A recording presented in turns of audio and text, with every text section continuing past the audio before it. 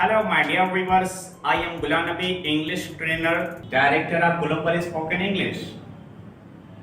मैं आपको सिखाने वाला हूँ हैव के बारे में एज अ मेन वर्ब कि हमारा मेन वर्ब होता है और हैव के आपको कितने माना जाता है, 1 2 3 4। मैं आपको और भी ज्यादा माना आपको आज इस वीडियो में बताने वाला हूँ।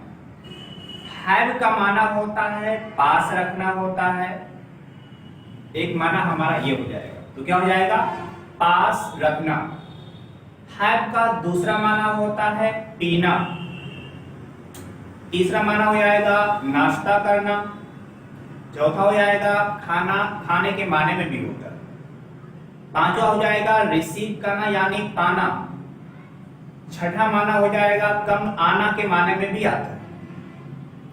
और सातवां आपका जो यूज होता है, आपका कोई चीज बॉडी दर्द करती है, कोई बीमारी होती है, वहां पर यूज होता है। चलिए मैं इसको और डिटेल में अच्छे तरीके से आपको एग्जांपल के साथ में समझाता हूँ। तो हैव का माना पास होना या रखना, ये माना हो गया। और हैव मेन वर्ब है यानी ये एक वर्ब की तरह है। हैव का जो पहला फॉर्म होता है वो तो हैव ही हो गया। हैव का पास्ट यानी कि सेकेंड फॉर्म जिसे आप कहते हैं वो हो जाएगा हैड। थर्ड फॉर्म भी आपका हैड ही हो जाएगा। आईएनजी लगा करके आपका हैव से हैविंग हो जाएगा, चौथा हो जाएगा। और जो हैज है ये फिफ्थ फॉर्म का काम करता है, जो पांचवें फॉर्म का काम करता है। अब इसका हम एग्जांपल अगर हम समझें कि कौन किसके माने में आ होता है, तो जैसे मैंने कहा था पहले कि हैव का माना पास होना। जैसे मेरे पास एक कार है, I have a car.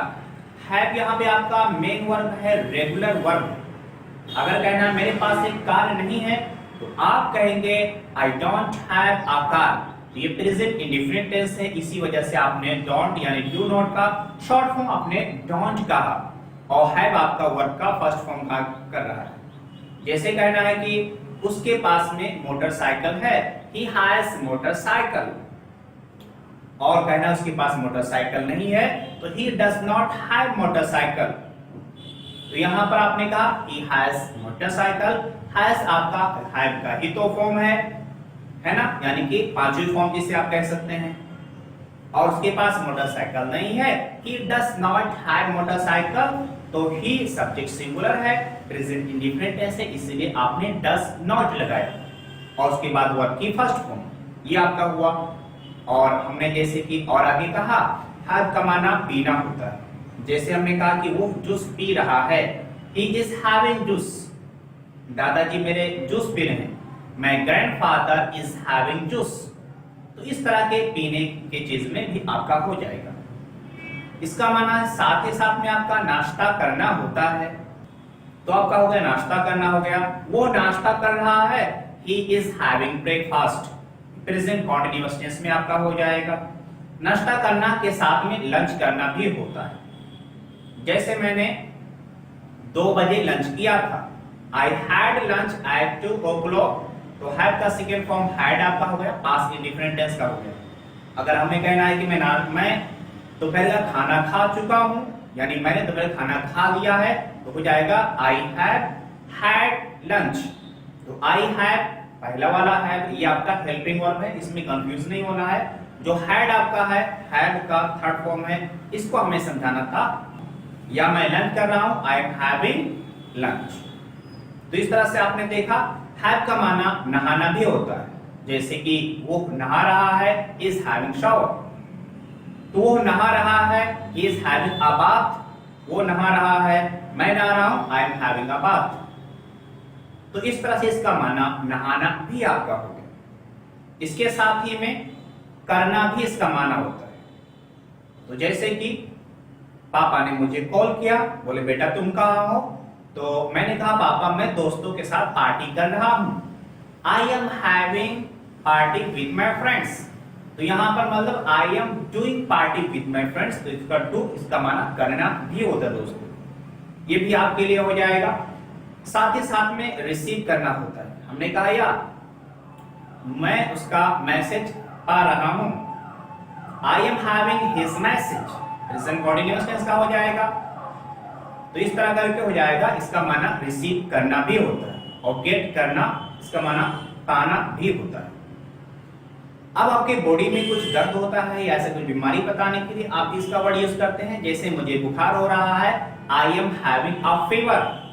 I am suffering from fever भी कहा जाता है, लेकिन हम यहाँ पे हैव का माना सीख रहे हैं। तो आई एम हैविंग अ फीवर, मुझे बुखार हो रहा है। मेरा सर दर्द हो रहा है, आई हैव अ हेडेक। तो आपने कहा आई हैव अ हेडेक, मुझे सर्दी जुकाम है, आई हैव अ कोल्ड। तो उम्मीद है कि इस तरह से ये चीजें भी आपके लिए बहुत बहुत क्लियर हो रही हो। आज मैं आपके लिए पंखा लेकर के आया हूँ। कुछ मैं आपसे बेचने वाला नहीं हूँ, बस मैं आपको एक ग्रामर सिखाने वाला हूँ। हैव के ग्रामर को सिखाऊंगा, जो कि हैव यहाँ पर एक पॉजिटिव वर्ब होता है। पॉजिटिव वर्ब में होता क्या है, एक आदमी काम खुद नहीं करता है, वो काम किसी दूसरे से करवाता है। जैसे आप कहते हैं कि मैं पंखा रिपेयर करता हूं, तो आप खुद काम कर रहे हैं, लेकिन इस पंखे को मैं रिपेयर ना करूं और मैं ये कहूं कि पंखा को मैं राजू से मरम्मत करवाऊंगा। अब मैं काम नहीं कर रहा हूं, मैं काम करवाऊंगा राजू से, यानी काम करने वाला राजू। ये पंखा है, मैंने कहा ये पंखा मैं तुमसे मरम्मत करवाऊंगा। मैं मरम्मत नहीं कर रहा हूं, मैं लेकिन करवा रहा हूं और किसी दूसरे से करवा रहा हूं। इस ग्रामर में हम यही सीखने वाले हैं कि इसमें काम मैं खुद नहीं करूंगा, कोई दूसरा करेगा। हम चलिए इसको एग्जांपल से समझते हैं। इसका रोल क्या हो जाएगा कि सबसे पहले आप तो सब्जेक्ट लाते हैं, जिस तरह हर ग्रामर में उसी तरह यहां पर रखेंगे, और सब्जेक्ट के बाद में आप हैव लेकर के आएंगे, और हैव रखने के बाद में आप पर्सन को लाएंगे, किसी आदमी को लेकर के आएंगे, और उसके बाद फौरन आप वर्ब के फर्स्ट फॉर्म लाएंगे, इसमें टू नहीं लगेगा, प्लस आपका ऑब्जेक्ट हो जाएगा। जैसे ये पंखा मैं राजू से मरम्मत करवाऊंगा। आई will have Raju repair this fan. तो आपने देखा आई will have Raju repair this fan. अगर निगेटिव में कहेंगे तो आपका सेंटेंस हो जाएगा I will not have Raju repair this fan, आपका हो जाएगा। हम इस तरह से कहने वाले हैं। अगर मैंने कहा कि मैं आपसे पंखा रिपेयर करवाऊंगा, तो हो जाएगा I will have you repair this fan. तो उम्मीद है बात समझ में आ रही होगी कि आप किसी भी ग्रामर बना सकते हैं। जैसे हमने ये पंखा आपको दिया, हमने कहा ये पंखा जो है आपको ये पंखा राजू से मरम्मत करवाना चाहिए, तो क्या हो जाएगा you should have Raju repair this fan. आपको इस पंखे को राजू से मरम्मत करवाना चाहिए। तो हैव के बाद में क्या देख रहे हैं कि आपका वो आदमी आ जाता है। चलिए मैं और एग्जांपल से आपको समझाता हूं। अब ये काम चाहे किसी की जिम्मेदारी पर देते, या इस तरह समझिएगा कि उसके ड्यूटी पर दे देते हैं, या सामने वाला प्रोफेशनल है, उसका काम ही भाई पैसा दिया उसने काम किया। जैसे कि हमने कहा हमारे यहाँ एक माली, तो हमने कहा कि मैं माली से फूल तोड़वाता हूं, तो क्या हो जाएगा I have gardener pluck the flower या फ्लावर्स। और इसको अगर पास्ट इंडिफिनिट टेंस में कहना है कि मैंने माली से फूल तोड़वाया था, I had the gardener pluck the flowers. अगर फ्यूचर में कहना है कि जो फूल हैं तो मैं माली से तोड़वा दूंगा, I will have the gardener pluck the flowers. अगर प्रेजेंट कॉन्टिन्यूअस टेंस में है, आपने बोल क्या गुलाम नबी सर आप कहाँ हैं, मैंने कहा कि मैं गार्डन में हूं, तो बोले सर क्या करवा रहे हैं, हमने कहा कि I am having the gardener pluck the flowers. इस तरह आप किसी भी ग्रामर में करवा सकते हैं। आपको माले से फूल तोड़वाना चाहिए, you should have the gardener pluck the flower. तो इस तरह से सेंटेंस को आप कहने वाले हैं। तो आप हर एक ग्रामर में इसको बना सकते हैं, क्योंकि हम यहाँ पर सिर्फ हैव का पॉजिटिव वर्ब के बारे में बता रहे हैं, इसलिए मैं इसका डिफरेंस बहुत दूसरे ग्रामर से नहीं कर रहा हूँ। वरना मेक से भी बनेगा, गेट से बनेगा, बट कुछ डिफरेंस रहेगा। वो चीज है जब गेट और मेक की को अलग बनाया जाएगा तो वहां बताया जाएगा। इसको ये हमारा एक्टिव वॉइस का एग्जांपल था, इसको हम पैसिव वॉइस में कर सकते हैं। जैसे हमने कहा कि मैं पंखा मरम्मत करवाऊंगा, मैं पंखा मरम्मत करवाऊंगा। मैंने सेंटेंस में कहा किससे करवाऊंगा, मैंने ये नहीं कहा। मैं पंखा मरम्मत करवाऊंगा, अब इस पैसिव वॉइस में हो जाएगा, तो ये हो जाएगा कि आई will have this fan repaired. क्या हो गया? हाँ, मैंने कहा आई will have this fan repair, मैं पंखा मरम्मत करवाऊंगा, क्योंकि हमारा पैसिव वॉइस हो रहा है और कौन काम कर रहा है इससे हमारा मतलब नहीं रहता, हमें नहीं दिखाना होता है। तो इसका रोल क्या हो जाएगा? आपका सब्जेक्ट हो जाएगा और सब्जेक्ट के बाद में हैव हो जाएगा, और हैव को आप ग्रामर टेंस के अकॉर्डिंग बदली करते रहेंगे, लेकिन हैव का होना जरूरी है। उसके बाद में क्या हो जाएगा? वो चीज हो जाएगा, नहीं वो ऑब्जेक्ट हो जाएगा जिस पर आप काम करवाएंगे, और उसके बाद फौरन आपका वर्ब का थर्ड फॉर्म हो जाएगा। तो जैसे आपने कहा कि आई will have this fan repaired, ये भी कह सकते हैं अगर गेट ग्रामर में कहेंगे तो I will get this fan repaired. दोनों का माना बिल्कुल सेम है, अगर आप गेट आपने पढ़ा है या दूसरी वीडियो को देखेंगे तो जब पैसिव वॉइस में कहेंगे तो आपका हो गया था कि आपने सब्जेक्ट कहा, हैव आपने कहा, और उसके बाद में वो चीज या वो ऑब्जेक्ट लेकर जिस पर काम करवाएंगे, प्लस वर्ब का थर्ड फॉर्म हो जाएगा।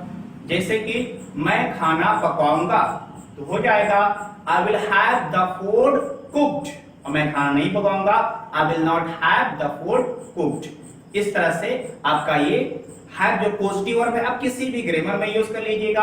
आपसे रिक्वेस्ट है कि कमेंट में कुछ आप सेंटेंस लिखिएगा ताकि मैं वहां पर आपका हेल्प कर सकूं।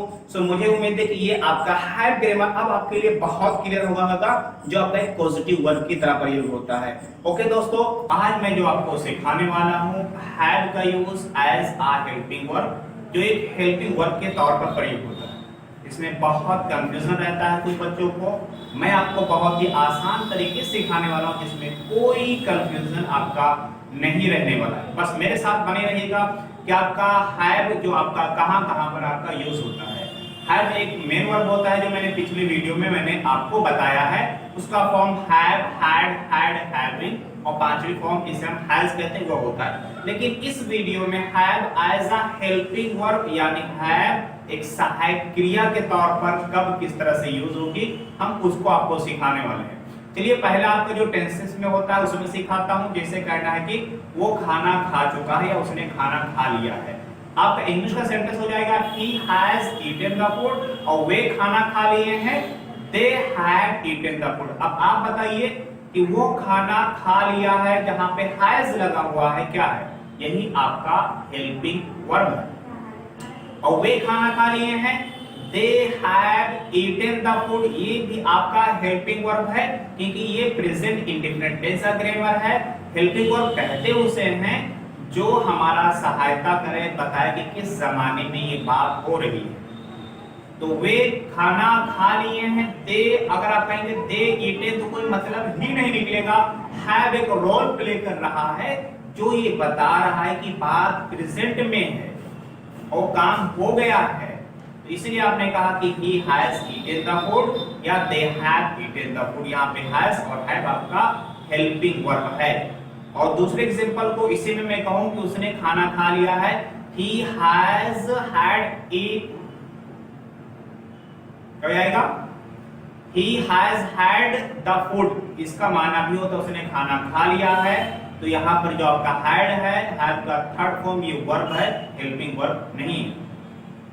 नेक्स्ट एग्जांपल जैसे कहा कि उसने अपना होमवर्क कर लिया था या वो अपना होमवर्क कर चुका था, he had done his homework। यहाँ पे आपका जो had है ये आपका हेल्पिंग वर्ब है क्योंकि प्रेजेंट में तो आपका have या has था, आप यहाँ इसकी जब पास्ट फॉर्म बनी तो इसका had यहाँ पे आपका हेल्पिंग वर्ब हो गया।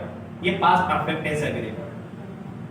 यूं ही फ्यूचर परफेक्ट टेंस में जैसे का वो क्रिकेट खेल चुका होगा, इंग्लिश का हो जाएगा sentence he will have played cricket। यहाँ पे जो have है आपका एक हेल्पिंग वर्ब है, इस तरह याद रखना है। तो इस तरह हमारे तीनों परफेक्ट टेंस में हेल्पिंग वर्ब मिल रहे हैं और आखिर के तीनों कॉन्टिन्यूअस जो परफेक्ट टेंस के साथ है उसमें भी आप मिलेगा। हाँ, वो सुबह से क्रिकेट खेल रहा है, he has been playing cricket since morning। यहाँ पे क्या हो रहा है? has आपका जो है वो आपका हेल्पिंग वर्ब है, तो ये have की कैटेगरी में ही आएगा। has क्योंकि सिंगुलर में लगता है, अगर प्लूरल हो जाएगा वे सुबह से क्रिकेट खेल रहे हैं they have been playing cricket since morning, ये प्रेजेंट परफेक्ट कंटीन्यूअस टेंस का सेंटेंस हो जाएगा।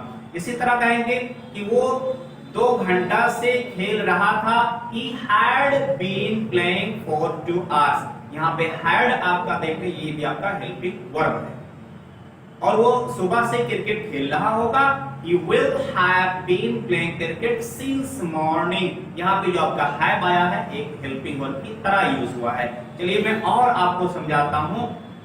जैसे कहना है कि मॉडल वर्ब्स के बारे में, जैसे मॉडल्स भी कहते हैं, तुम्हें जाना चाहिए था, you should have gone। यहाँ पे have क्या है, have आपका जो है ये हेल्पिंग वर्ब है, लेकिन ये मॉडल वर्ब की कैटेगरी में आता है, पर आपको समझना है कि ये भी हेल्पिंग वर्ब है। क्योंकि वर्ब आपका क्या होगा, जैसे तुम्हारे पास कार होना चाहिए, you should have a car। यहाँ पे have आपका हेल्पिंग वर्ब नहीं बल्कि वर्ब की फर्स्ट फॉर्म की तरह, जैसे कहते हो तुम्हें जाना चाहिए, you should go। तो वो आपने वर्ब की फर्स्ट फॉर्म कहा। इसी तरह आपने कहा you should have, तुम्हारे पास होना चाहिए, यहाँ पास होना जो है आपका वर्ब का फर्स्ट फॉर्म बना है, कोई सहायता नहीं करना। इसी तरह कंपल्शन के ग्रामर में यूज होता है, जैसे कहना है कि मुझे जाना पड़ता है या मुझे जाना, I have to go। यहाँ पे जो have आपका है वर्ब नहीं बल्कि इसको मॉडल वर्ब कहते हैं। उसे जाना है, he has to go, has आपका गया ये आपका मॉडल वर्ब। इस तरह जब पास्ट में कहेंगे मुझे जाना था या मुझे जाना पड़ा था, I had to go। had आपका यहाँ पर मॉडल वर्ब हो रहा है, ये आपका वर्ब नहीं है। इसी तरह फ्यूचर में मुझे जाना होगा या मुझे जाना पड़ेगा, I will have to go। have to यहाँ पे जो आपका हो रहा है ये मॉडल वर्ब। वो उसने मुझे दावत नहीं दिया, लेकिन हमने कहा कम से कम मुझे दावत दे सकता था, at least he could have invited me। यहाँ पे have आपका एक हेल्प कर रहा है जो कि मॉडल वर्ब में आपका मॉडल हेल्पिंग वर्ब है। इसी तरह he might have gone, यानी वो जा सका था या वो गया होगा, तो might have आपका हो जा रहा है, ये आपका भी have यहाँ पे वर्ब नहीं है बल्कि हेल्पिंग वर्ब। उसने खाना खा लिया होगा, he must have eaten the food। यहाँ पे have क्या हो रहा है, आपका वर्ब नहीं है, हेल्पिंग वर्ब हो रहा है। He may have gone, तो he may have go या he can have go, can have या may have में क्या हो रहा है आपका, सब आपका मॉडल वर्ब हो रहा है। इसी तरह हमने कहा कि अगर तुम मुझे इन्फॉर्म करते तो मैं तुम्हारी सहायता कर देता, if you had informed me I could have helped you। पहले सेंटेंस में क्या देखा, पास्ट कंडीशनल ग्रामर में कि if you had informed me, ये पास्ट परफेक्ट टेंस की तरह हो रहा है, तो had आपका क्या हो रहा है, ये भी हेल्पिंग वर्ब ही तो है। हैव प्रेजेंट का था, हैड पास्ट के लिए होता है। तो इफ यू हैड इन्फॉर्म्ड मी, अगर तुम मुझे खबर कर देते, I could have helped you, मैं तुम्हारी मदद कर देता। हैव यहाँ पे आपका वर्ब नहीं बल्कि हेल्पिंग वर्ब हो रहा है। तो मुझे उम्मीद है इस तरह से ये चीजें क्लियर हो रही होंगी कि कहां पर आपका मॉडल वर्ब या फिर हेल्पिंग वर्ब किस तरह से यूज होता है। क्योंकि एक वीडियो मैंने पिछले ऑलरेडी बना दी है कि जिसमें as a main verb use होता है। जैसे कहना मेरे पास पैसा, आई हैव मनी, यहाँ पे मेन वर्ब है, हेल्पिंग वर्ब नहीं है। आई डोंट हैव मनी, मेरे पास पैसा नहीं है, यहाँ पे हैव जो है मेरे पास पैसा नहीं, प्रेजेंट इंडेफिनिट टेंस का हैव वर्ब का फर्स्ट फॉर्म है। तो इस तरह से आपको समझना है, अगर आप किसी कॉम्पिटिटिव एग्जाम की तैयारी कर रहे हैं या अच्छी इंग्लिश स्पीकिंग करना चाहते हैं, तो ये आपके लिए जानना बहुत जरूरी है। आज मैं आपको सिखाने वाला हूँ जो ग्रामर है हैविंग बीन, जो कि इसमें बच्चे काफी कंफ्यूज रहते हैं, सर हैविंग बीन कैसे यूज किया जाएगा, चाहे हमें स्पीकिंग करना हो या फिर किसी एग्जाम में हमको बैठना है, किसी कॉम्पिटिटिव एग्जाम में हमें जाना है, या फिर हमें जब न्यूज़पेपर रीडिंग करना रहता है, वहां पर बड़ी समस्या आती है इसको लेकर के। तो ऐसी समस्याओं को दूर करने के लिए आप मेरे साथ में बने रहिएगा और मैं आपको सिखाने वाला हूं घर बैठे अंग्रेजी बोलना सीखें। दोस्तों तो चलिए हम स्ट्रक्चर की तरफ बढ़ते हैं और इस ग्रामर को अच्छे तरीके से समझते हैं। स्ट्रक्चर में आपका सबसे पहले हो जाएगा हैविंग बीन प्लस आपका वर्ब का थर्ड फॉर्म हो जाएगा, जिसे आप पास्ट पार्टिसिपल कहते हैं। और उसके बाद में पूरा आपका एक सेंटेंस हो जाएगा। चलिए हम एग्जांपल समझते हैं कि जैसे वो हो लाफा खाकर, या आप कह सकते हैं कि वो हो थप्पड़ खाकर घर चला गया। आप कहेंगे having been slapped he went home। इसमें आप क्या देख रहे हैं कि having been slapped he went home, इसमें दो काम है कि एक कोई व्यक्ति है, एक कोई इंसान है जो कि वो थप्पड़ खाया और वो थप्पड़ खाने के बाद में घर चला गया। अब having been slapped जो आपका हो रहा है, यहां पे काम करने वाला कोई दूसरा है। एक्चुअली जो रियल सेंटेंस है इसमें having been slapped के बाद में कोई आपका by लगा करके by him या by her या by them या by राजू इस तरह करके कोई होता है, लेकिन हमें लिखने या बोलने की यहाँ पे जरूरत नहीं पड़ती है क्योंकि वो अंडरस्टूड, वो समझा हुआ होता है, इसलिए हम इसको नहीं कहते हैं। तो आपने कहा कि having been slapped, थप्पड़ खाने पर या थप्पड़ खाने के बाद, he went home, वो घर चला गया। दो काम हुआ, थप्पड़ किसी दूसरे ने मारा लेकिन इस व्यक्ति ने थप्पड़ खाया और घर चला गया। क्योंकि इससे पहले अगर मैं और आपको पिछले वीडियो के बारे में बताऊं इसका एक्टिव वॉइस, तो क्या होगा having slapped he went home, तो इसमें क्या हो जाएगा, ये आपका एक्टिव वॉइस है कि having slapped यानी उसी लड़के ने लाफा मारा किसी को। having slapped राजू कह लीजिएगा, उसने राजू को थप्पड़ मारा, he went home और वो घर चला गया। इस एक्टिव वॉइस में क्या हो रहा है कि थप्पड़ मारने का काम भी वही व्यक्ति कर रहा है और घर जाने का काम भी वही व्यक्ति कर रहा है। लेकिन जो आज हम सीख रहे हैं उसमें क्या हो रहा है कि having been slapped या थप्पड़ मार नहीं रहा है, थप्पड़ खा रहा है। तो थप्पड़ खाने के बाद या थप्पड़ खाने पर he went home, वो घर चला गया। दूसरे एग्जांपल में समझते हैं कि having been insulted I went from there। तो having been insulted यानी कि बेइज्जती होने के बाद या बेइज्जती होने पर, अपमान होने पर मैं वहां से चला गया। तो having been insulted, इंसल्ट किसी दूसरे ने किया है, अपमान मेरा हुआ और मैं वहां से चला गया। having been failed in the exam he became upset, exam में फेल होकर वो अपसेट हो गया। having been awarded he became so happy, यानी कि अवार्ड पाकर वो बहुत खुश हुआ, या आप हिंदी में कह सकते हैं कि अवार्ड पाने के बाद बहुत खुश हुआ। चलिए हम अगले एग्जांपल की तरफ बढ़ते हैं। बच्चे नहीं सो रहे थे और आपने बच्चों को डांटा और उसके बाद में बच्चे सो गए। तो हम आपने कहा sentence having been scolded the children slept। तो क्या हुआ, डांट खाकर बच्चे सो गए, या आप कह सकते हैं डांट खाने के बाद बच्चे सो गए। डांटने वाला कोई दूसरा व्यक्ति है और सोने वाला कोई दूसरा है। तो having been scolded the children slept। having been cheated I have learned a lesson, यानी कि having been cheated धोखा खाकर कि मुझे धोखा मिल गई है। I have learned a lesson, मैंने एक लेसन सीखा है। तो इसमें क्या दे, धोखा देने वाला कोई और व्यक्ति है कि सेंटेंस कुछ इस तरह होगा कि having been cheated by करके कोई लगेगा, लेकिन हमें यहाँ ना बोलने ना लिखने की जरूरत होती है। I have learned a lesson, तो मुझे उम्मीद है कि इस तरह से ये ग्रामर आपके लिए क्लियर हो रहा होगा कि having been कहां पर आप यूज करने वाले। having been defeated he ran away, हार कर वो भाग गया। तो having been defeated जिससे वो लड़ रहा था, क्या वो उसे हार करके ही ran away, वो भाग गया। सब्जेक्ट कोई भी या पास्ट का कोई भी ग्रामर इस तरह कर सकते हैं। तो आपने कहा कि having been defeated, हार कर, या आपका पैसिव वॉइस है, काम कौन कर रहा है पता नहीं, यानी हरा कौन रहा पता नहीं। having been defeated he ran away, वो भाग गया, या मैं भाग गया I ran away, राजू भाग गया, राजू ran away।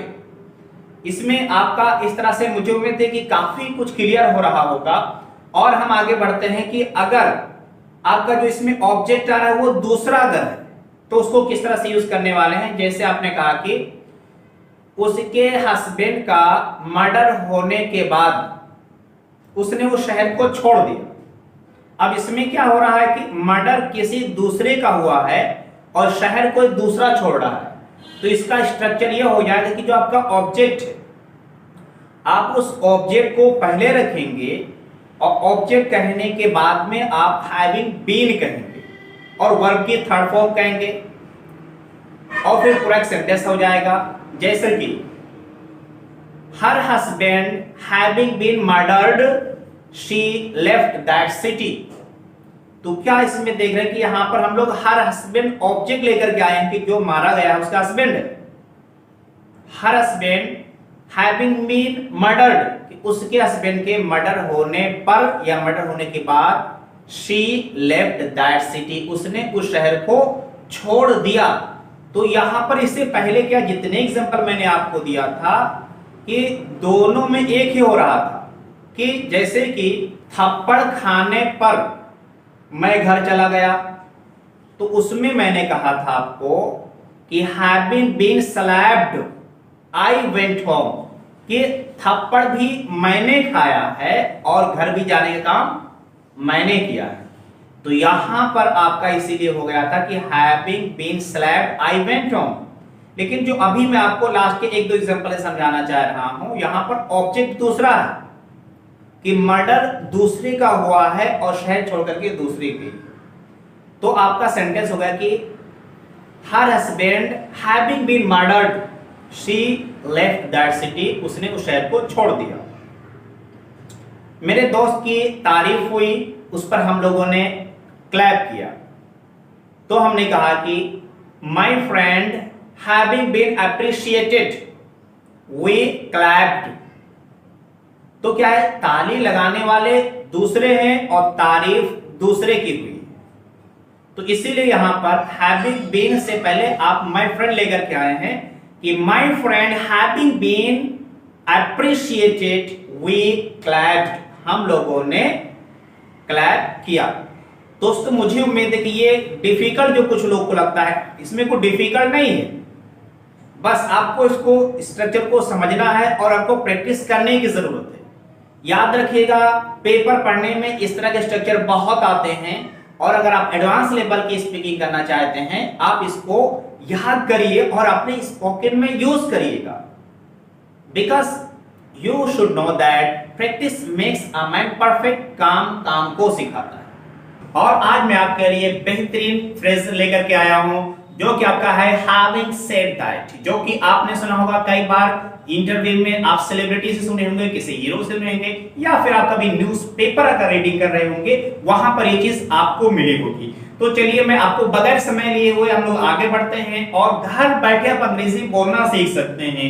मेरे साथ शर्त ये कि जुड़े रहिएगा और हमारे वीडियो को कंटिन्यूस देखिएगा, क्योंकि हमारा इंटेंशन है कि हम जो बच्चे कोचिंग नहीं आ सकते हैं या कैपेबल नहीं है इसके, तो मैं आपको सिखाने वाला हूं। तो देखिएगा इसका माना क्या होता है। हैविंग सेड दैट का माना होता है पर, या पर फिर भी, या के बावजूद। हमारा इसको प्रयोग कहां पे करने वाले हैं कि दो वाक्य हमारे होंगे। पहला वाक्य होगा जैसे कि एग्जांपल से हम आगे बढ़ते हैं कि कुछ लोगों के पास बहुत पैसा है। Some people have a lot of money, लेकिन वे गरीबों की सहायता नहीं करते हैं, या पर वे लोगों की सहायता नहीं करते हैं, या पर फिर भी वे लोगों की सहायता नहीं करते हैं। Having said that, they do not help the poor people. तो आपने क्या देखा इसमें कि कुछ लोगों के पास में बहुत पैसा है। Some people have a lot of money, एक हमारा सेंटेंस है, लेकिन हमने कहा कि पर या पर फिर भी वे लोगों की सहायता नहीं करते हैं। Having said that, they do not help the poor people या the poor। आप अंग्रेजी नहीं बोल पाते हैं, आपने स्कूल में ग्रामर सीखी है, ग्रामर आपको आता है। मैंने आपका कि आप ग्रामर जानते हैं, पर अंग्रेजी नहीं बोल पाते, या आप ग्रामर जानते हैं पर फिर भी अंग्रेजी नहीं बोल पाते। You know the grammar, having said that you are not able to speak English. तो इसमें क्या हो रहा है कि एक काम है कि आप उसको जानते हैं और दूसरा काम क्या उसके अपोजिट होता है, या फिर अगर अपोजिट नहीं होगा तो दूसरे सेंटेंस पे हम जोर देते हैं कि आप ग्रामर जानते हैं, आपने ग्रामर की बुक्स को तो पढ़ा है, लेकिन भाई आपको बताया कि ग्रामर जानने से सिर्फ अंग्रेजी आप कभी नहीं बोल सकते हैं, ग्रामर के साथ में प्रैक्टिस की जरूरत है। तो you know the grammar, having said that, पर फिर भी you are not able to speak English. वो मेहनत कर रहा है लेकिन वो या पर फिर भी वो कामयाब नहीं हो रहा है, लेकिन उसे कामयाबी नहीं मिल रही है। ही इज वर्किंग हार्ड, वो कठिन परिश्रम कर रहा है। Having said that he is not getting success, तो आपने कहा कि ही इज वर्किंग हार्ड, वो कठिन परिश्रम कर रहा है। हैविंग सेड दैट का माना आप चाहे यहां पर कर लीजिए, पर फिर भी कर लीजिए, या के बावजूद कह लीजिएगा। He is not getting success. तो इस तरह से हैविंग सेड दैट का माना दो होता है कि आप दो सेंटेंस में आने वाला है कि ऐसा काम वो कर रहा है पर फिर भी ये चीज उसको नहीं मिल रहा। तुम इंग्लिश में अच्छे हो, फिर भी तुम्हें अंग्रेजी इंप्रूव करने की जरूरत है। You are good at English, having said that you need to improve your English. मैंने आपसे कहा कि आपकी अंग्रेजी अच्छी है, you are good at English, हाँ यहां पर आप एड यूज करेंगे, इन यूज बिल्कुल नहीं करेंगे वरना आपका तुरंत गलत हो जाएगा। तो you are good at English, having said that, फिर भी या पर इसके बावजूद, यू नीड टू इंप्रूव, यानी मैं कह रहा हूं कि एक पहली बात जो आपकी अंग्रेजी ठीक है, आप बोल पा रहे हैं, बट इससे आपको और अच्छी करने की जरूरत है। आपके पास पैसा है पर आप लोगों की सहायता नहीं करते हैं। You have money, having said that you don't help the people, वो तुम्हें गाली देता है पर फिर भी आप रिस्पॉन्स नहीं करते हैं। He abuses you, having said that you don't respond him, तो वो आपको गाली देता है लेकिन आप उसका रिस्पॉन्ड नहीं करते हैं कि चलिए वो घटिया काम कर रहा है उसे करने दो। अब क्या हो रहा है कि इसमें दो सेंटेंस हो रहे हैं और सेंटेंस कोई जरूरी नहीं कि आपका प्रेजेंट इंडेफिनिट या प्रेजेंट कंटिन्यूस या किसी में हो, सेंटेंस आपका किसी में भी हो सकता है। आपके पास तो ये चीजें आ गए होंगे, मुझे उम्मीद है कि आप ग्रामर को समझ चुके होंगे कि हैविंग सेड दैट कोई आपके लिए डिफिकल्ट नहीं था, बहुत आसान था दोस्तों। दो बातें उसमें होती, पहला एक पूरा कंप्लीट आपका सेंटेंस हो जाएगा स्ट्रक्चर में, फिर हैविंग सेड दैट आप बोलने वाले हैं, फिर एक आपका और सेंटेंस हो जाएगा। मुझे उम्मीद है कि हैविंग सेड दैट आपके लिए बहुत क्लियर हो गया होगा। दोस्तों इस वीडियो को आगे आप शेयर करते रहिएगा ताकि इस वीडियो को और लोग इसका एडवांटेज ले सकें। सो प्लीज मेरे साथ में बने रहने के लिए आपको हमारे चैनल को सब्सक्राइब भी करना रहेगा और भाइयों लाइक कर दीजिएगा। आपसे लास्ट रिक्वेस्ट ये है कि आप कम से कम दो सेंटेंस कमेंट में लिखकर के आप हैविंग सेड दैट पर बताएं। और हमारी कोशिश ये रहती है कि हम आपको ग्रामर इतने आसान तरीके से सिखाएं कि आप घर बैठे सीख सकें। और इसी कड़ी में हम आज आगे बढ़ते हैं कि जो चीजें आपको मजबूरी में कुछ करना पड़ रहा है उसके बारे में सीखेंगे। फॉर एग्जाम्पल, आपकी दुकान है और दुकान पर आपको झूठ बोलना पड़ रहा है, ये डेली का काम आपका हो रहा है। आपने अपने साथी से कहा क्या बताऊं, अगर मैं झूठ नहीं बोलता हूं तो लोग मुझ पे भरोसा ही नहीं करते हैं। तो आपने कहा कि मुझे झूठ बोलना पड़ रहा है। इस तरह से कोई दूसरी मजबूरी हो, आपका बहुत काम करना पड़ता है, तो आपने कहा मुझे ये काम करना पड़ रहा है। घर पे कोई नहीं है और आपने कहा कि मम्मी बहन घर पे कोई है नहीं, मुझे हर दिन खाना पकाना पड़ रहा है, ऐसी बातें कुछ आप कहते हैं, तो उसी के बारे में हम सीखने वाले हैं। इस वीडियो में मैं आपको प्रेजेंट ही नहीं बल्कि पास्ट और फ्यूचर का सिखाऊंगा। जो आपको पास्ट में कुछ काम करना पड़ रहा था, मुझे वहां जाना पड़ रहा था, ये आपका पास्ट का हो जाएगा। भविष्य में कुछ आपने एग्जाम्पल कहे, जैसे कि मुझे वो काम करना पड़ रहा होगा, तो ये आपका भविष्य का हो जाएगा। चलिए हम इसकी हिंदी की पहचान सीखते हैं, स्ट्रक्चर सीखेंगे और हम अपने स्पीकिंग में किस तरह प्रयोग करने वाले हैं उसके एग्जांपल्स भी हम सीखने वाले हैं। पहचान आपका हो जाएगा ना पड़ रहा है, जैसे कि मुझे खाना पकाना पड़ रहा है।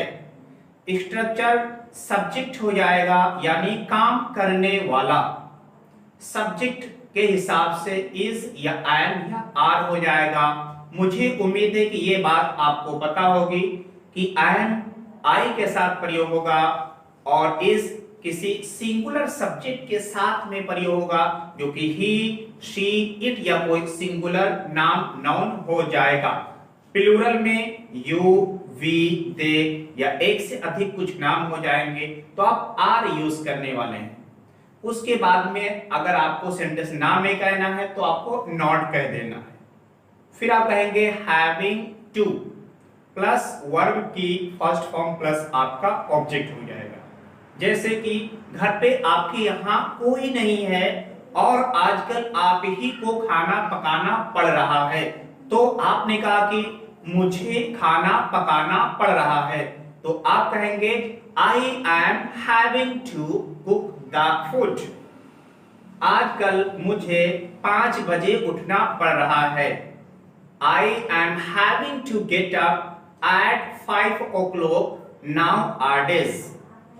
मैं किसी का सपोर्ट नहीं करना चाहता हूं, लेकिन अगर मैं उस नेता का सपोर्ट नहीं करूंगा तो मेरे लिए जान का जोखिम हो जाएगा। तो मैंने कहा कि मुझे उसका सपोर्ट करना पड़ रहा है। आप चाहते तो नहीं है, लेकिन वो काम कंपल्शन है आपके लिए, मजबूरी है, वो काम करना पड़ रहा है। I am having to support him. Basanti नाचना नहीं चाहती, लेकिन बसंती को मजबूरी में नाचना पड़ रहा है, तो आपने कहा कि बसंती इज हैविंग टू डांस, यानी बसंती को नाचना पड़ रहा है। हमें झूठ बोलना पड़ रहा है। We are having to tell a lie। हमें झूठ नहीं बोलना पड़ रहा है। We are not having to tell a lie। मेरी मम्मी को हर दिन खाना पकाना पड़ रहा है। My mother is having to cook the food daily। अगर हम कहना है मेरी मम्मी को हर दिन खाना नहीं पकाना पड़ रहा है, तो मैं कहूंगा My mother is not having to cook the food। उसे कठिन परिश्रम करना पड़ रहा है। He is having to work hard। अगर आपको इसको ना में कहना है कि उसे कठिन परिश्रम नहीं करना पड़ रहा है, तो आप कहेंगे He is not having to work hard। यदि आप क्वेश्चन करना चाहते हैं तो हर एक ग्रामर की तरह इसमें भी सेंटेंस के हिसाब से इज या एम या आर को आप पहले रख देंगे। सेंटेंस आपका इंट्रोगेटिव यानी प्रश्न सवाल में बन जाएगा। जैसे क्या उसे कठिन परिश्रम करना पड़ रहा है? Is he having to work hard? क्या उसे कठिन परिश्रम नहीं करना पड़ रहा है? Is he not having to work hard? अगर आपको इंट्रोगेटिव क्वेश्चन वर्ड के साथ में कहना है तो क्वेश्चन वर्ड को आप पहले रख देंगे। जैसे उसे कठिन परिश्रम क्यों करना पड़ रहा है? Why is he having to work hard? उसे कठिन परिश्रम क्यों नहीं करना पड़ रहा है? Why is he not having to work hard? ये आपका ग्रामर हो जाएगा। यदि आप स्पोकन क्लास कर रहे हैं, आप इंग्लिश स्पीकिंग कर रहे हैं, तो इसको क्वेश्चन आंसर में करेंगे। चलिए मैं आपसे कुछ क्वेश्चन करता हूं। हमने कहा कि क्या आजकल तुम्हें 5 बजे उठना पड़ रहा है। Are you having to get up at 5 o'clock nowadays या दिस डेज। अगर बात हाँ में है तो आप कहेंगे yes I am having to get up at 5 o'clock nowadays. यदि आपको नहीं उठना पड़ रहा है तो आप कहेंगे no I am not having to get up at 5 o'clock nowadays. क्या तुम्हारी माता जी को हर दिन खाना पकाना पड़ रहा है? Is your mother having to cook the food daily? हाँ, यहां पर आप हैविंग कहेंगे क्योंकि सब्जेक्ट आपका मदर हो रहा है और आपकी मदर सिंगुलर। यदि उन्हें हर दिन खाना पकाना पड़ रहा है तो आप कहेंगे yes she is having to cook the food daily. उन्हें हर दिन खाना पकाना पड़ रहा है।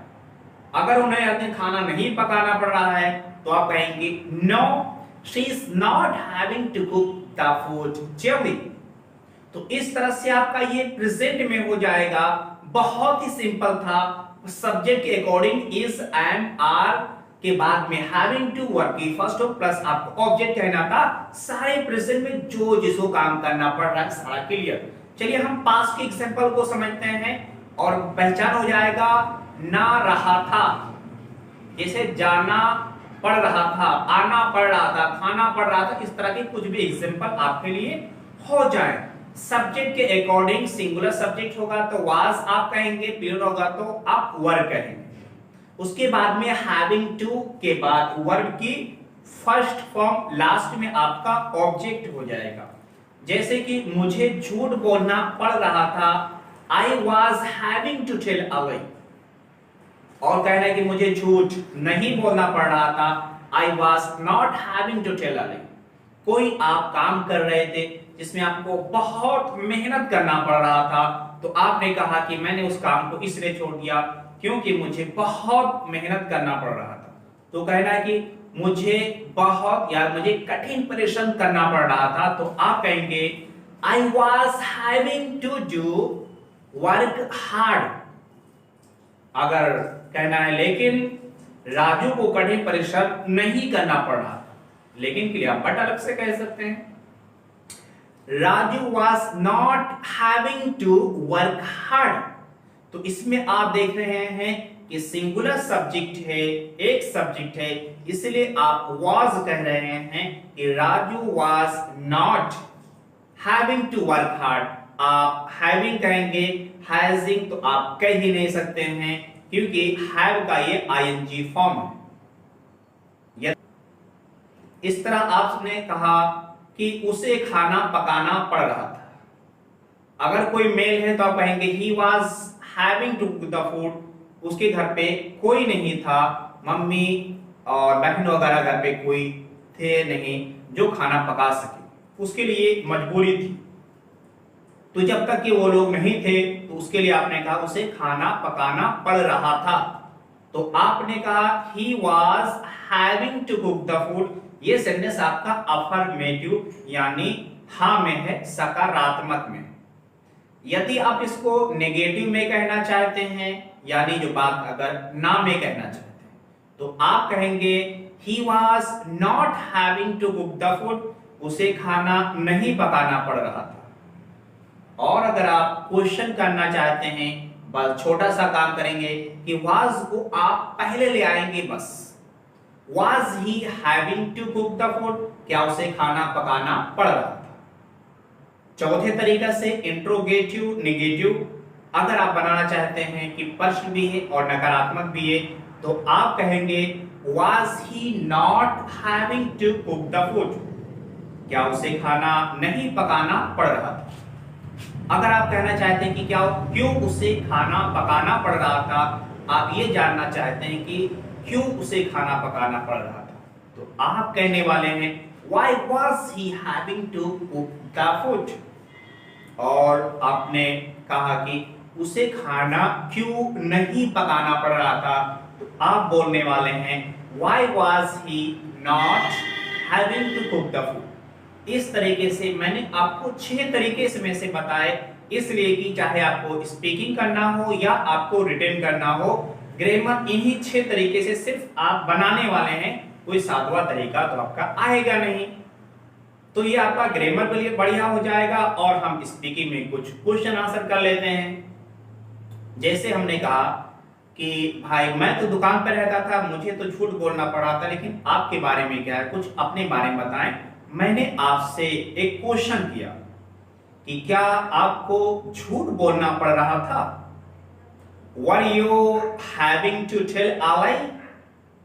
अगर ऐसी बात थी कि आपको झूठ बोलना पड़ रहा था तो आप कहेंगे yes, I was having to tell a lie. हाँ, मुझे झूठ बोलना पड़ रहा था। यदि ऐसा नहीं है तो आप कहेंगे मुझे झूठ नहीं बोलना पड़ रहा था।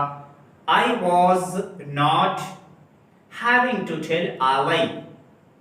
कोई सिंगुलर है और हमने कहा कि क्या उसे घूस देना पड़ रहा था क्योंकि कुछ काम करवाता है, और मैंने उसके बारे में सुना कि अधिकारियों को वो घूस देता तभी काम होता है। मैंने क्वेश्चन कर बैठ गया क्योंकि वो काम कॉन्टिन्यूअस हो रहा है, कई बार वो काम उसको करवाना पड़ रहा था। क्वेश्चन मेरा हुआ कि क्या उसे घूस देना पड़ रहा था? Was he having to give bribe? अगर बात हाँ में होगी तो आप कहेंगे yes, he was having to give bribe. हाँ, उसे घूस देना पड़ रहा था। तो आपका हाँ में हुआ तो आपने कहा yes, he was having to give bribe. लेकिन अगर बात ना में है तो आप कहेंगे no, he was not having to give bribe. उसे घूस नहीं देना पड़ रहा था। क्या उन्हें हर दिन क्रिकेट खेलना पड़ रहा था? कई सारे लोग। तो हमने कहा कि were they having to play cricket daily? यदि बात हाँ में है तो आप कहेंगे yes, they were having to play cricket daily. अगर आप ना में कहना चाहते हैं तो आप कहेंगे no, they were not having to play cricket daily. Request आपसे है कि इसको आप और प्रैक्टिस करिएगा घर पर अधिक से अधिक, तभी जो मेरी कोशिश है कि घर बैठे आप अंग्रेजी बोलना सीखें, तभी आप कर पाएंगे। ग्रामर सीखना कोई बड़ी बात नहीं है, इसका एडवांटेज लेना बड़ी बात है, क्योंकि आप हमारे वीडियो देखेंगे, बहुत से लोग समझेंगे, बस हो जाएगा, बट वो बच्चा इसका फायदा उठाने वाला जो इसकी प्रैक्टिस करेगा। चलिए हम लास्ट ग्रामर की तरफ बढ़ते हैं कि फ्यूचर में कोई काम आपको करना पड़ रहा होगा, यानी ना रहा होगा, ये आपका हिंदी में पहचान हो जाएगा। सब्जेक्ट होगा, सब्जेक्ट के बाद में विल बी कहने वाले हैं और उसके बाद में हैविंग टू हो जाएगा। वर्ब की फर्स्ट फॉर्म प्लस आपका ऑब्जेक्ट हो जाएगा। कहीं पर कोई काम पे हमको लगना है और हमने कहा कि मैं अगर वहां पे जॉब करता हूं तो मुझे कठिन परिश्रम करना पड़ रहा होगा, या अगर अभी मैं मेहनत नहीं करता हूं, आने वाले समय में भविष्य मुझे कठिन परिश्रम करना पड़ रहा होगा। और अगर अभी से आप मेहनत कर लेते हैं तो कुछ सेंटेंस आपका यूं हो जाएगा कि मुझे भविष्य में कठिन परिश्रम नहीं करना पड़ रहा होगा। I will not be having to work hard in the future. Subject आपका कोई भी हो जाए, सब में आप will be कह लेंगे। हाँ, अगर ब्रिटिश इंग्लिश के अकॉर्डिंग होता है कि I be के साथ में shall be प्रयोग करते हैं, लेकिन आपको कोई चिंता नहीं करना है अगर आप स्पोकन पर कर रहे हैं, क्योंकि अमेरिकन इंग्लिश के अकॉर्डिंग कोई भी सब्जेक्ट हो सब में will be ही कहा जाता है। अगर आप परीक्षा दे रहे हैं किसी चीज कॉम्पिटिटिव एग्जाम वगैरह में, तो वहां पर आई बी के साथ में आप शैल भी लिख सकते हैं। बोलने में हर कहीं आपका विल भी हो जाएगा। हमने कहा कि उसे खाना पकाना पड़ रहा होगा। जैसे कि कोई आपका दोस्त साथी है और उसे आप हॉस्टल में रहना है, होटल पे खाना नहीं खाना है और उसे खाना खुद पकाना है क्योंकि बाहर उसको महंगा पड़ता है। हमने कहा वहां पर जब तक ये रहेगा तो उसे खाना पकाना पड़ रहा होगा। आप कहेंगे he will be having to cook the food। यदि आपका सेंटेंस नेगेटिव में होता है तो आप कहेंगे he will not be having to cook the food, यानी उसे खाना नहीं पकाना पड़ रहा होगा। अगर हमें सिचुएशन जानना है कि क्या उसे खाना पकाना पड़ रहा होगा, मेरा क्वेश्चन अगर हो जाएगा तो मैं कहूंगा will को सिर्फ पहले लगाना है, एकदम सारा सेंटेंस वही होने वाला है, जैसे कि will he be having to cook the food। और अगर हमें इंट्रोगेटिव के साथ में नेगेटिव भी कहना है तो हम कहेंगे will he not be having to cook the food, यानी क्या उसे खाना नहीं पकाना पड़ रहा होगा। और अगर हम कहें कि उसे खाना क्यों पकाना पड़ रहा होगा। तो आप कहेंगे Why will he be having to cook the food? और उसे खाना क्यों नहीं पकाना पड़ रहा होगा? तो कहेंगे Why will he not be having to cook the food? दोस्तों ये आपकी चीजें थी कि कुछ जो काम आपको मजबूरी में करना पड़ रहा है या पड़ रहा था या पड़ रहा होगा। बहुत ही सिंपल आसान ग्रामर है, बस इसको आप देखिएगा अपने जीवन में कहां पर प्रयोग कर पा रहे हैं। आज ही आप भी सोच करके देखिएगा। आप मेरे वीडियो को देखने के बाद में अपने आप से पूछिए कि कौन कौन से काम आजकल आपको करना पड़ रहा है या नहीं करना पड़ रहा है। मुझे 10 घंटा पढ़ना पड़ रहा है। आई हैव टू, क्या बोलने वाले हैं? I am having to study 10 hours. अगर आपको 10 घंटा नहीं पढ़ रहा है तो आप कहेंगे I am not having to study 10 hours. मुझे वहां जाना पड़ रहा है तो आप बोलेंगे I am having to go there. मुझे वहां नहीं जाना पड़ रहा है तो कहेंगे I am not having to go there. मुझे उससे बात करनी पड़ रही है, I am having to talk to him. तो दोस्तों जो चीज से आपको करना पड़ रहा है या नहीं करना पड़ा उसको आप प्रैक्टिस कर लीजिएगा। इतनी मेरी बात मानिएगा, आपने इतनी बात सुन ली है तो क्योंकि आपका एडवांटेज यही होगा, क्योंकि मेरा टारगेट है कि आपको घर बैठे अंग्रेजी बोलना सिखाना। यदि आप कोचिंग नहीं ज्वाइन कर पाते हैं तो हम आपको ग्रामर जो घर बैठे सिखा देंगे, लेकिन आपको प्रैक्टिस करना पड़ेगा, वो एनवायरनमेंट आपको बनाना पड़ेगा। सो आपसे फाइनली रिक्वेस्ट करूंगा दोस्तों कि इसकी प्रैक्टिस करते रहिएगा। वो नाश्ता करने के बाद स्कूल गया। Having taken breakfast, he went to school. या फिर आप कहेंगे after taking breakfast, he went to school. कौन सा किस एतबार से सही है आज हम आपको सिखाने जा रहे हैं having का यूज। चलिए अब हम इसको रूल स्ट्रक्चर से समझते हैं। स्ट्रक्चर में आपका हो जाएगा having प्लस वर्ब की थर्ड फॉर्म, जिसे आप पास्ट पार्टिसिपल कह सकते हैं, और उसके बाद में आपका ऑब्जेक्ट हो जाएगा प्लस एक पूरा सेंटेंस हो जाएगा। जैसे कि अभी मैंने कहा वो नाश्ता करने के बाद स्कूल गया। देखिए इसमें दो काम हो रहा है, एक उसने नाश्ता किया और नाश्ता करने के बाद में वो स्कूल चला गया। सेंटेंस हम कहेंगे having taken breakfast he went to school।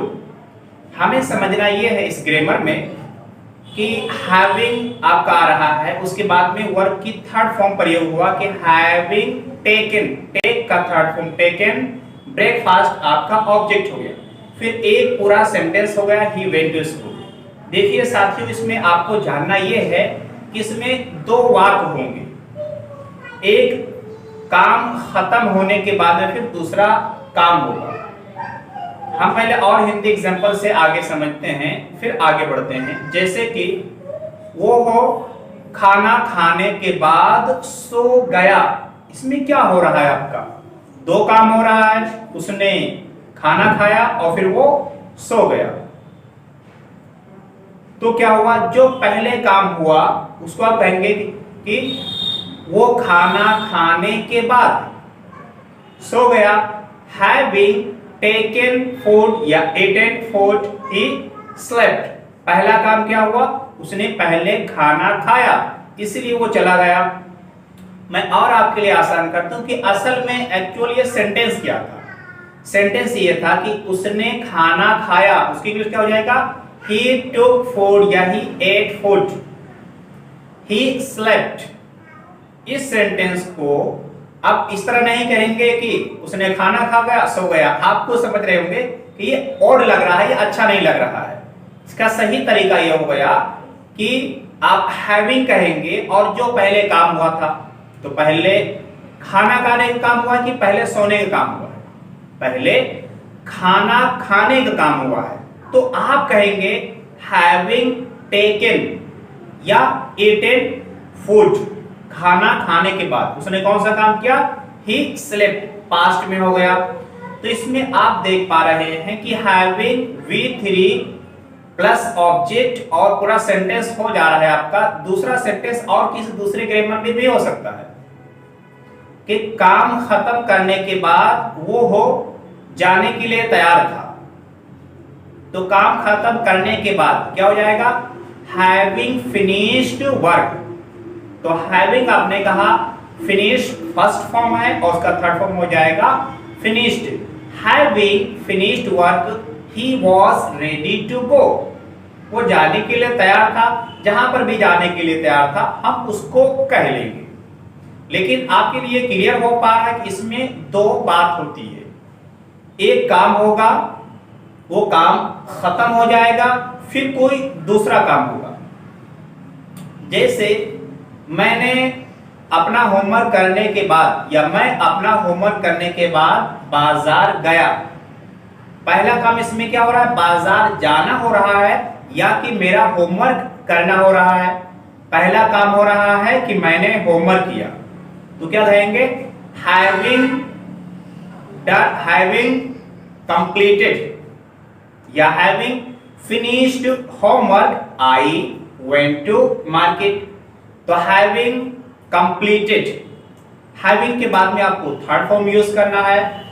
तो आपने देखा कि जो आपका कंप्लीट ये फर्स्ट फॉर्म है, तो having completed homework I went to market. मैंने स्टार्टिंग में एक आपसे सेंटेंस कहा था कि वो नाश्ता करने के बाद स्कूल गया।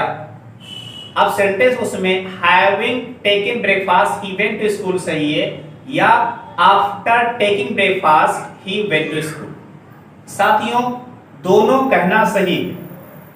After taking breakfast he went to school ये कहना भी सही है, लेकिन अगर आप और एडवांस लेवल में और ऊंचे अच्छे लेवल में बोलना चाहते हैं तो आप कहेंगे having taken breakfast he went to school. और ये ग्रामर आप स्पोकन करने वाले दोस्तों के लिए भी पूरा फायदेमंद होने वाला है, और जो किसी एग्जाम की प्रिपरेशन कर रहे हैं या जो हाई स्कूल इंटर में हैं, ये ग्रामर उनका भी एग्जाम में आता है। तो इस ग्रामर को हर एक को समझना बहुत जरूरी है। खाना पकाने के बाद उसने खाना लगा दिया। हैविंग कुक्ड द फूड, पहला काम क्या हुआ था? खाना पका था या कि उसने खाना लगाया था? पहला हुआ था उसने खाना पकाया था, इसलिए आपने कहा हैविंग कुक्ड फूड। तो हैविंग के बाद में कुक्ड आपने कहा, ये फर्स्ट फॉर्म कुक है और पार्टिसिपल पास्ट पार्टिसिपल आप इसे कह सकते हैं। ये पास्ट पार्टिसिपल यानी कुक का थर्ड फॉर्म हो गया, कुक्ड हो गया। तो हैविंग कुक्ड पकाने के बाद क्या? फूड, खाना पकाने के बाद। अब उसने दूसरा काम कौन सा किया? आपको कॉमा लगाना है इसके बाद कि हैविंग कुक्ड फूड कॉमा उसने खाना लगाया। अगर कोई लड़की थी तो आप कहेंगे शी सर्व्ड द फूड, उसने खाना लगाया। दोस्तों, मुझे उम्मीद है कि ये आपके लिए कंप्लीटली क्लियर हो गया होगा। और इस ग्रामर में बहुत कुछ नहीं था, आपको ये समझना था कि हैविंग कहना है और हैविंग के बाद में आपको थर्ड फॉर्म कहना है। अगर ऑब्जेक्ट है तो आप ऑब्जेक्ट कहेंगे, अगर नहीं है तो ऑब्जेक्ट नहीं कहेंगे, प्लस आपका पूरा सेंटेंस हो जाएगा कि वो होमवर्क करने के बाद में बाजार गया। हैविंग कंप्लीटेड या having finished homework he went to market. मुझे उम्मीद है कि ये ग्रामर आपके लिए बहुत क्लियर हो गया होगा। दोस्तों, अगर ये आपके लिए कुछ नया सीखने वाला मिला हो, सो हर बार की तरह आपसे रिक्वेस्ट करूंगा कि चैनल को सब्सक्राइब करना ना भूलें। सेंटेंस को आप बताइए कैसे कहेंगे कि मुझे राजू से मिले हुए 2 महीना हो गए। क्या आपको नहीं पता है? यदि आप नहीं जानते हैं कि मुझे राजू से मिले हुए 2 महीना हो गए हैं, मुझे वहां गए हुए 1 साल हो गए हैं, तो आप मेरे साथ में बने रहिएगा इस सेंटेंस को हम लोग को सीखने के लिए। तो जैसे कहना है कि राजू को मिले हुए 2 महीना हो गए हैं, तो आप कहेंगे it has been 2 months having met Raju. चलिए अब इसको हम एग्जांपल और रूल समझते हैं। सबसे पहले आपका इट हैज बीन हो जाएगा। इट हैज बीन का माना होता है हुए।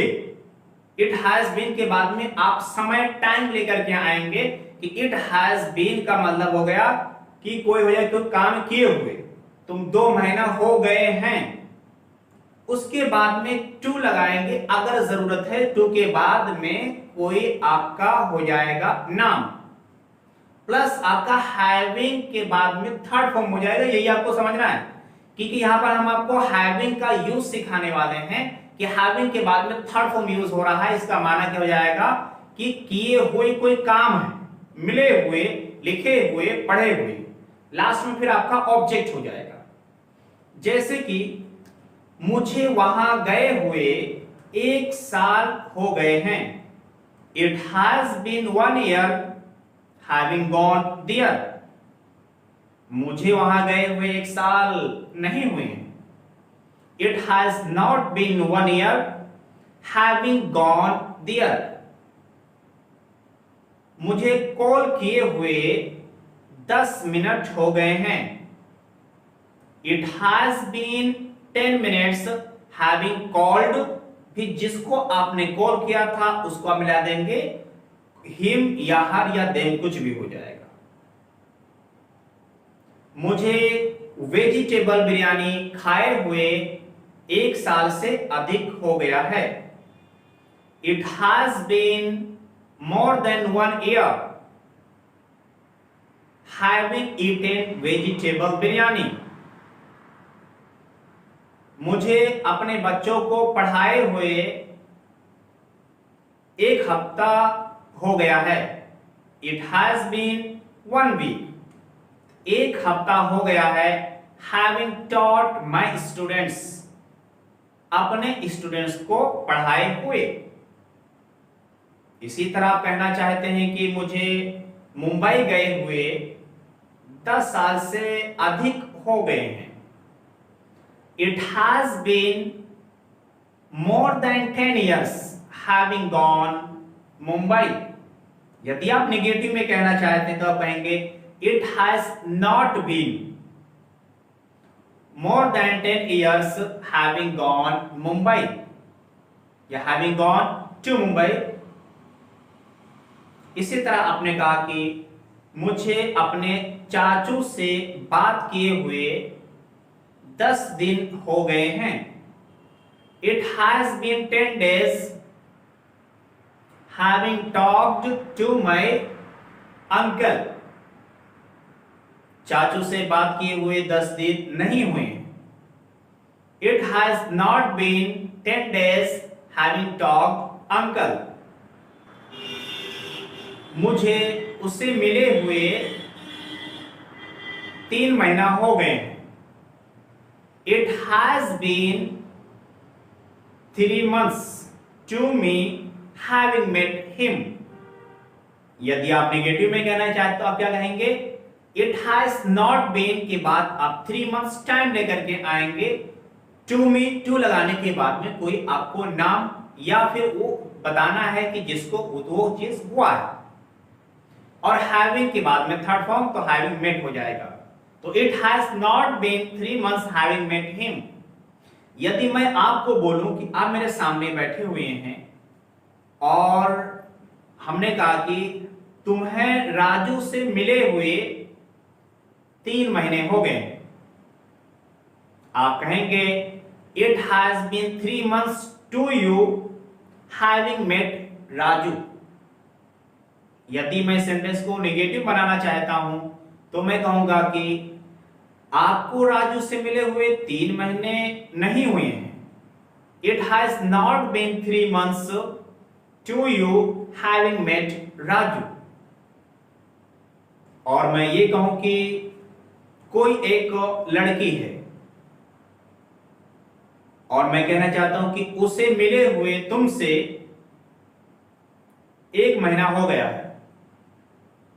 It has been 1 month to her having met you। तो यहां पर इस to her से मैं कह रहा हूं कि उससे मिले हुए तुम्हें 1 महीना हो गया। अगर मैं कहूं कि उससे 1 महीना नहीं हुआ है तुम्हें मिले हुए, it has not been 1 month to her having met you। इसके डिफरेंस को आप क्लियर करते रहेगा और समझते रहेगा कि क्या आप कहना चाह रहे हैं, क्योंकि जो लास्ट में आपका रहा है वो आपका ऑब्जेक्ट हो जा रहा है। मैं खाना बहुत दिन हो गया पकाया नहीं, जब मैं हॉस्टल में रहता था तो पकाता था। हमने कहा कि बहुत लंबा समय हो गया है मुझे खाना पकाए हुए, It has been long time having cooked the food. तो मैंने कहा कि अब मुझे खाना पकाना नहीं आता है, बड़ा समय हो गया मुझे खाना पकाए हुए, अब मैं खाना पकाने का तरीका भी भूल गया हूं। यदि मुझे बहुत समय नहीं हुआ है, मुझे खाना पकाना आता है, तो मैं कुछ कहूंगा इसको नेगेटिव कि मुझे खाना पकाए बहुत समय नहीं हुआ है, तो हो जाएगा it has not been long time. चाहे तो टू में कह सकते हैं, या नहीं कहेंगे तो वो सिचुएशन होगी कि आप समझ रहे होंगे कि मैं किसके बारे में बात कर रहा हूं।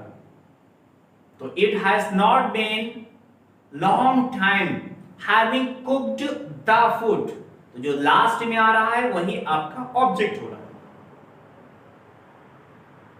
अगर आपको इंट्रोगेटिव करना है तो हैज को पहले ले आएंगे कि क्या मुझे खाना पकाए हुए बड़ा लंबा समय हो गया है। Has it been long time having cooked the food, क्या खाना पकाए लंबा समय नहीं हुआ है। Has it not been long time having cooked the food, खाना पकाए क्यों लंबा समय हो गया है। Why has it been long time having cooked the food, खाना पकाए हुए लंबा समय क्यों नहीं हुआ है। Why has not been long time having cooked the food, तो ये मैंने आपको 6 इसलिए बता दिया था ताकि आपका ग्रामर बढ़िया हो जाए। हालांकि सबसे ज्यादा फर्स्ट स्टेप और अफर्मेटिव वाला स्टेप ही ज्यादा हमारा यूज होता है। मुझे एडमिशन लिए हुए 2 महीना हो गए, it has been 2 months having taken admission, मुझे यहां रहते हुए 2 साल हो गए, it has been 2 years having lived here. तो मुझे उम्मीद है ये ग्रामर अब आपके लिए क्लियर हो गया होगा। यदि हम पास्ट में कहना चाहते हैं कि हो गया था, तो आप कहते हैं इट हैड बीन, सारा रूल वही होने वाला। मुझे उसे मिले 2 महीने हो गए थे, it had been 2 months having met him, met का थर्ड फॉर्म मेट हो जाएगा। मुझे उससे मिले 2 महीने नहीं हुए थे, it had not been 2 months having met him. तो इस तरह से आप पास्ट के ग्रामर को कह लेने वाले हैं। यदि कोई आपका फ्यूचर में ग्रामर आता है तो इट विल हैव बीन कहेंगे कि मुझे वहां गए हुए लंबा समय हो गया होगा, it will have been a long time to me having gone there. तो दोस्तों मुझे उम्मीद है कि इस तरह से प्रेजेंट और पास्ट और फ्यूचर के तीनों ग्रामर अब आपके लिए क्लियर हो गए होंगे। इसमें हमें आपको हैविंग के बाद में वर्ब की थर्ड फॉर्म किस तरह से यूज करना था, इस पर हमें फोकस देना था। और हैविंग के मैंने कई सारे वीडियोस आपके लिए बनाए हैं, जो अगर स्पोकन इंग्लिश बढ़िया करना चाहते हैं या किसी कॉम्पिटिटिव एग्जाम की आप तैयारी कर रहे हैं, तो ये सारे वीडियोस आपके लिए यूजफुल होने वाले हैं। मुझे उम्मीद है आपके लिए बहुत अच्छी वीडियो रही होगी। ये वीडियो अगर आपके लिए यूजफुल रहा हो, कुछ नई चीज मिली हो, प्लीज आप चैनल को सब्सक्राइब करना ना भूलें, लाइक और शेयर करना ना भूलें, क्योंकि हमारे लिए यही एक मोटिवेटेड होने की चीज है। मैं अपने आप को मोटिवेटेड पाऊंगा अगर आप मेरे लिए कुछ करेंगे और आप कुछ ना कुछ सेंटेंस कमेंट में लिख करके बताएं। Thank you for watching everyone, good bye.